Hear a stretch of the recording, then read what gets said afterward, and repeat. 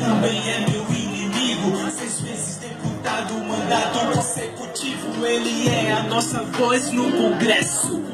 Não deixaremos ser uma simples frase na bandeira, ordem, progresso. Ainda tem muito chão pra percorrer. A lenda viva, o cara que não teme morrer.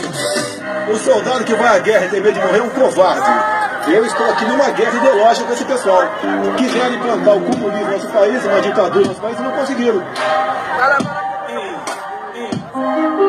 Popularidade cresce a mil, Gil, calando o imbecil. Sem argumentação, sem razão e depois sumiu. É aquele que a esquerda tem medo. Se der o microfone, espaço ele fala mesmo. Exemplo de pai conservador. E da lei e moral, todos seus filhos criou. Seu pai, seu mentor, pelo Brasil com amor. Hoje crescido, continuando o que ele ensinou. Tentaram te comprar, mas não te comprou. Querem te calar, mas não te calou. A direita tem nome e tem cara.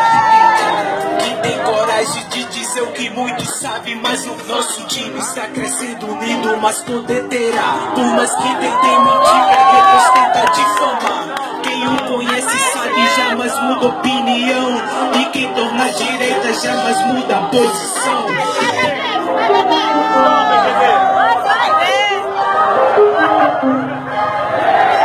Eu sei que vão de novo tentar, mas novamente estaremos prontos pra lutar.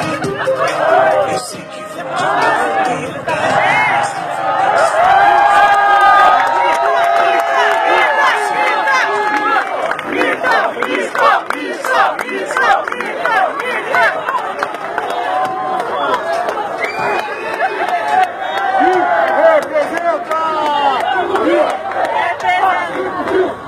Bolsonaro, presidente do Brasil. 1, 2, 3, 4, 5 mil. Alô, alô, Bolsonaro, presidente. Isso aí tem que entrar em toda a rede social. Aquela frase que eu falo, joga aqui com o Bolsonaro, tá? Com daquela força, grava isso e filma pra ele botar em todo lugar aí, tá bom? Pra vocês, isso! Muita saúde! Bolsonaro é o que interessa, o resto!